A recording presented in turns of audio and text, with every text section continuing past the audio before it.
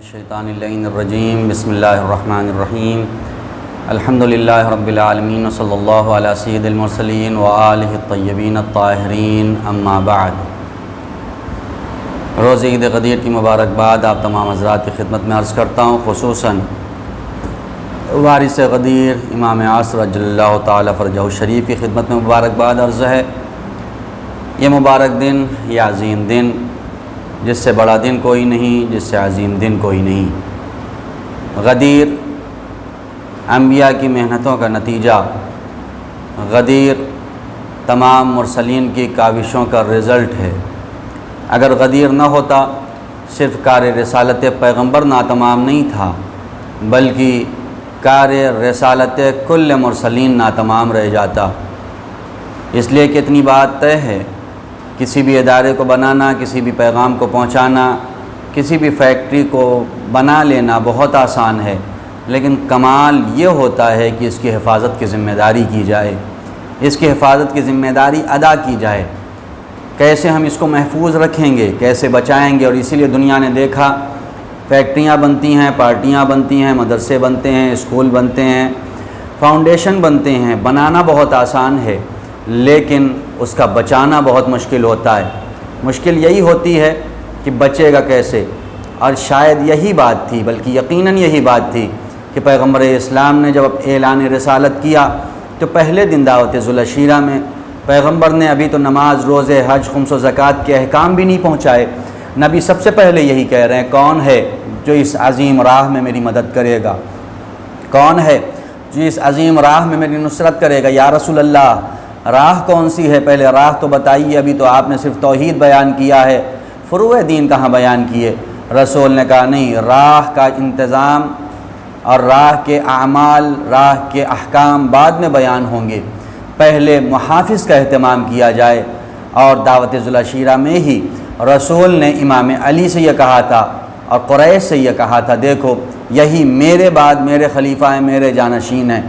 اسی لیے غدیر علی کو مولا بنانے کا دن نہیں ہے، علی کو مولا تو ازل سے بنایا گیا ہے۔ غدیر ایسا دن ہے جس دن فائنل مہر لگا دی گئی، اس لیے کہ ابھی تک 40 لوگوں کے درمیان اعلان ولایت ہوا، 10 لوگوں کے درمیان اعلان ولایت ہوا، 15 لوگوں میں ہوا، 5 لوگوں میں ہوا، 20 لوگوں میں ہوا، اصحاب تھے، لیکن سب کہیں نہ کہیں سے ایک راستے ڈھونڈ لیتے تھے کہ ہم انکار کر دیں گے۔ اگر حدیث منزلت ہے تو اس کا بھی انکار کر دیں گے، نہیں رسول نے کچھ اور کہنا چاہا تھا۔ حدیث طیر ہے، اس کا بھی انکار کر دیں گے، رسول نے کچھ اور کہنا چاہا تھا۔ باب الدار، حدیث دار ہے، یوم الدار ہے، ہم اس کا بھی انکار کر دیں گے کہ رسول نے کچھ اور کہنا چاہا تھا، ولی بنایا تھا، دوست بتایا تھا، بھائی بتایا تھا۔ اسی لیے رسول نے کہا تو صحیح، تم ہر چیز کا انکار کر سکتے ہو، لیکن جب 1.25 لاکھ راوی ہوں گے تو کتنا انکار کرو گے؟ جب 1.25 لاکھ افراد ہوں گے کتنا انکار کرو گے؟ اسی لیے پروردگار نے مقام غدیر کو چنا، جبرائیل کو بھیجا تھا مقام غدیر پہ، اسی لیے یہ ایسی جگہ ہے جہاں سے راستے تو بہت نکلتے ہیں، لیکن منافقین کو اب یہاں سے راستہ بھی نہ ملے گا۔ جہاں سے راستے تو بہت جاتے ہیں، غدیر ایسی جگہ تھی جہاں سے الگ الگ راستے نکلتے تھے، لیکن اب وہاں پہ صرف ایک جگہ بچے گی اور ایک راستہ بچے گا جو صراط مستقیم ہے، جو صراط علی ہے۔ پیغمبر اسلام نے اسی لیے جب آخری حج کے لیے چلے، کل مدینہ میں اعلان کرا دیا، سارے لوگ چلو حج کے لیے، مرد چلیں، عورتیں چلیں، بچے چلیں، بوڑھے چلیں، سب چلیں۔ مدینہ میں وبا پھیلی ہوئی تھی، پھر بھی 70,000 لوگ اکٹھا ہو گئے اور 70,000 لوگوں کا یہ قافلہ رسول کے ساتھ مکے کی طرف روانہ ہوا۔ امام علی مدینہ میں نہیں تھے، امام علی یمن میں تھے۔ ایک قاصد رسول نے روانہ کیا یمن کی طرف، جاؤ علی کو خبر کرو فوراً مکے میں آ کے مجھ سے ملیں، اس لیے کہ یہ عظیم کام ہے جس کے لیے میں نکل رہا ہوں۔ امت یہ سمجھ رہی ہے صرف حج ہے، لیکن اسے معلوم نہیں کہ حج ایک فرعی عمل ہے، رسول اصل کے لیے نکلے ہیں، اصول دین کے لیے نکلے ہیں۔ پیغمبر اسلام مکے پہنچے اور مکے میں بھی کچھ داستانیں ایسی ہوئیں حج کے دوران جس میں پیغمبر پریشان ہو رہے تھے۔ رسول نے اپنا احرام پہنا ہوا ہے، باقی سب سے کہا ایسا کرو احرام اتارو، جاؤ دوبارہ احرام پہنو، اس کے بعد جاؤ مینا میں قربانی کرو۔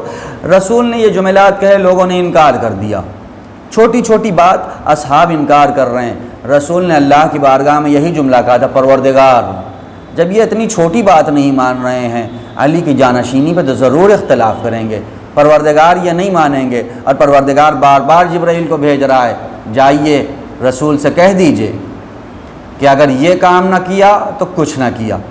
اور اسی لیے جب یہ قافلہ حج انجام دے کے مقام غدیر خم پہ پہنچا، اس لیے کہ غدیر ہر اس جگہ کو کہتے ہیں جہاں چھوٹے تالاب ہوں، اس راستے میں جہاں رسول جا رہے ہیں جوفہ کی طرف، وہاں پہ چھوٹے چھوٹے غدیر بہت سے تھے، لیکن یہ اسپیشل مقام تھا غدیر خم۔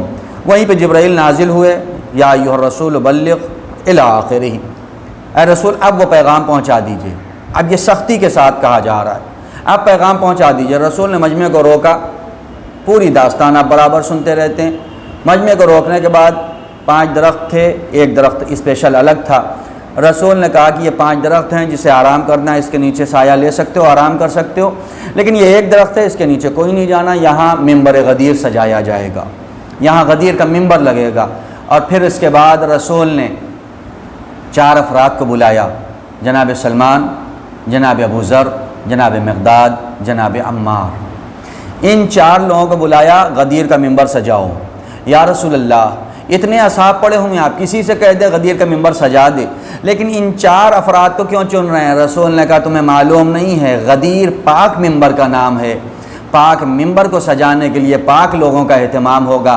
ابھی تو تقسیم بندی بھی نہیں ہوئی تھی، لیکن رسول جانتے تھے سلمان و مقداد و عمار و ابو ذر یہ علی والے ہیں، ان سے منبر غدیر سجایا جائے گا۔ اور ایک پیغام رسول نے سب کے لیے دیا، ہمارے لیے بھی دیا، یاد رکھنا اہل بیت کا منبر سجانے کا حق پاک و پاکیزہ لوگوں کو ہے، نجس لوگوں کو نہیں، خاص لوگوں کو حق ہے۔ سجوایا منبر پہ رسول تشریف لے گئے، اور اس کے بعد جو عظیم خطبہ دیا ہے، خطبہ بھی عظیم خطبہ ہے۔ لوگ یہ سمجھتے ہیں گئے ڈائریکٹ مولا علی کا ہاتھ اٹھایا یا خود بلند کیا اپنے ہاتھوں پہ، من کنت مولا فہذا علی مولا، نہیں، ایسا نہیں ہے، حمد و ثنا پروردگار۔ اس کے بعد ان لوگوں سے اقرار لینا شروع کیا، یہ بتاؤ نماز پہنچائی کہ نہیں پہنچائی، روزہ پہنچایا کہ نہیں پہنچایا، احکام الہی پہنچایا یا نہیں پہنچایا۔ سب نے اقرار کیا۔ رسول نے کہا یہ بتاؤ میں تمہارے نفسوں پر، تمہاری جانوں پر تم سے زیادہ اولویت رکھتا ہوں یا نہیں؟ سب نے اقرار کیا، ہاں یا رسول اللہ ہم سے زیادہ آپ ہماری جانوں پہ اولویت رکھتے ہیں۔ رسول نے کہا اگر میں اولویت رکھتا ہوں، من کنت مولا ہو فہذا علی مولا، جس پہ میں اولویت رکھتا ہوں اس پہ یہ علی بھی اولویت رکھتے ہیں۔ کوئی بھائی نہیں بنایا، کوئی دوست نہیں بنایا۔ دنیا والے لفظ مولا میں الجھے، راستہ نکالنے کی کوشش کی، لیکن بالکل کلیئر ہے۔ 1.25 لاکھ حاجیوں کو تپتی دوپہر میں روک کے بھائی نہیں بتانا تھا۔ اور میں نے برابر اپنی تقریروں میں ایک داستان کو بیان کیا، آغا محسن قراتی بیان کرتے ہیں کہ ایسے ہی 2 لوگ تھے، ایک علی کا چاہنے والا، ایک علی کا دشمن، دونوں ایک روم میں رہتے تھے۔ علی کا چاہنے والا کہے مولا یعنی امام، مولا یعنی ولایت اس کی ہے، وہ کہے نہیں، مولا یعنی دوست، مولا یعنی میرے بھائی ہیں۔ رسول نے یہ اعلان کیا۔ انہوں نے کہا ٹھیک ہے میں ایک دن سمجھا دوں گا۔ دونوں دوست ایک روم پہ رہتے۔ ایک دن علی کا دشمن جو تھا وہ نکلا روم سے اپنے آفس کے لیے، کافی دور نکل گیا تھا، تو علی کا دوست جو ابھی روم پہ تھا اس نے اپنے ساتھی کو بلایا، اور بلانے کے بعد کہا جاؤ انہیں بلا لاؤ، کہہ دینا بہت ارجنٹ کام ہے۔ یہ گئے، ان کو ڈھونڈتے ہوئے دیکھا بہت دور نکل گئے، 1.5 کلومیٹر آگے، پیدل ہی تھے۔ وہاں جانے کے بعد ان سے کہا چلیے آپ کے دوست بلا رہے ہیں۔ انہوں نے کہا ٹھیک ہے ابھی آفس سے واپس آئیں گے مل لیں گے۔ کہا نہیں، دوست نے کہا بہت ارجنٹ کام ہے، اگر آج نہ آئے تو دوستی ختم، اگر آج نہ آئے تو بھائی چارگی بھی ختم ہو جائے گی، آج آؤ بہت کام ہے، ضروری کام ہے، ارجنٹ ہے۔ اتنا اصرار کیا، وہ بیچارے وہاں سے واپس آئے، کیسے آئے ہوں گے خود ہی جانتے ہیں۔ جیسے ہی روم پہ پہنچے، ہاں بتائیے کیا کام ہے، کون سا اتنا ارجنٹ کام آ گیا؟ تو انہوں نے اپنے سینے پہ ہاتھ رکھا، علی کے چاہنے والے نے کہا ہم بہت آپ کو چاہتے ہیں، آپ میرے دوست ہیں، آپ میرے بھائی ہیں، بس یہی بتانا تھا۔ جیسے ہی یہ کہا ایک مرتبہ ہوا آگ بگولا، اتنا بتانے کے لیے ہم کو وہاں سے بلا لیا، یہ تو معلوم ہی ہے دوست ہیں، یہ تو معلوم ہے بھائی ہیں، روم میٹ ہیں، ساتھ میں رہتے ہیں، اتنا بتانے کے لیے۔ کہا بھائی غصہ نہ ہو، تم اکیلے تھے، تم تنہا تھے، 1.5 کلومیٹر سے اگر تم کو بلا لیا جائے اکیلے اور صرف اتنا بتایا جائے کہ آپ ہمارے دوست، ہم آپ کے دوست، تو آپ غصہ ہو رہے ہیں، انصاف سے بتاؤ۔ 1.25 لاکھ حاجیوں کو جو تھک کے آئے ہیں، طواف کر کے آئے ہیں، سعی کر کے آئے ہیں، عمرے کر کے آئے ہیں، انہیں رسول تپتی دوپہر میں روک کے ممبر سجا کے امام علی کو صرف یہ پہچنوائیں گے کہ یہ میرے بھائی ہیں، یہ میرے دوست ہیں؟ ذرا انصاف کرو۔ تب ان کی سمجھ میں آیا ہاں واقعی بات کچھ اور تھی، اور اسی لیے رسول نے مولا بنانے کے بعد صرف ایسے ہی نہیں چھوڑ دیا، خیمے لگائے، 3 دن خیمے لگے، ایک ایک آئے گا علی کے ہاتھ پہ بیعت کرے گا۔ تمام مومنین نے امام علی کے ہاتھ میں بیعت کی، جو عورتیں تھیں ان کو بھی بیعت سے چھوٹ نہیں ملی۔ ایک ظرف میں پانی رکھا گیا، ایک طرف امام علی نے ہاتھ رکھا، دوسری طرف عورتیں آتی تھیں ہاتھ رکھتی تھیں، اور سب سے رسول نے کہا تھا علی کو سلام کرنا ہے، السلام علیک یا امیر المؤمنین۔ روز غدیر رسول نے خوب ذلیل کیا ہے منافقین کو، خوب ذلیل کیا ہے منافقین کو۔ کہیں سے چھٹکارا ملے گا نہیں، اپنی زبان سے کہنا پڑے گا، اے علی آپ ہی امیر المؤمنین ہیں، اے علی آپ ہی امیر المؤمنین ہیں۔ آپ انکار نہیں کر سکتا، کوئی بھی انسان اب انکار نہیں کر سکتا کہ علی امیر المؤمنین نہیں ہے۔ پھر اس کے بعد رسول نے خطبے میں بھی کہا تھا جو یہاں ہیں وہ غائب تک پیغام پہنچا دیں، جو یہاں ہیں حاضر ہیں وہ غائب تک پہنچا دیں، آنے والی نسلوں تک پیغام پہنچاؤ۔ غدیر کو فراموش نہ کرنا، غدیر کو بھلانا نہیں، غدیر زندہ رہنی چاہیے، اس لیے کہ غدیر ہے تو اسلام ہے، غدیر نہیں تو اسلام نہیں۔ اسلام میں سب سے زیادہ ثابت شدہ شے کا نام ہے غدیر، اور اسی لیے علامہ امینی کہتے ہیں کہ اگر غدیر کا انکار کر دو گے تو پھر اسلام میں کوئی شے نہ بچے گی۔ کیوں بچے گی؟ اس لیے کہ نماز، کتنے لوگوں نے روایت کی کہ رسول نے کہا نماز ایسے پڑھو، قرآن میں ہے نماز پڑھنے کا، لیکن طریقہ نماز قرآن میں نہیں ہے، طریقہ روزہ قرآن میں نہیں ہے، طریقہ حج و خمس و زکوٰۃ قرآن میں نہیں ہے۔ یہ تو پیغمبر نے بتایا۔ کتنے لوگوں نے روایت کیا؟ 10 نے، 15 نے، 20 نے۔ 10 لوگوں کی روایت کرنے سے نماز ثابت ہو جائے، 10 کی روایت سے روزہ ثابت ہو جائے، 10 کی روایت سے حج ثابت ہو جائے، اور علامہ امینی نے 500 سے زیادہ علماء اہل سنت کا نام لکھا جنہوں نے اپنی کتابوں میں تاریخ غدیر اور داستان غدیر کو تحریر کیا ہے۔ اگر 10 لوگوں کی روایت سے نماز ثابت ہو رہی ہے تو کیا 1.25 لاکھ لوگوں کی روایت سے غدیر ثابت نہیں ہے؟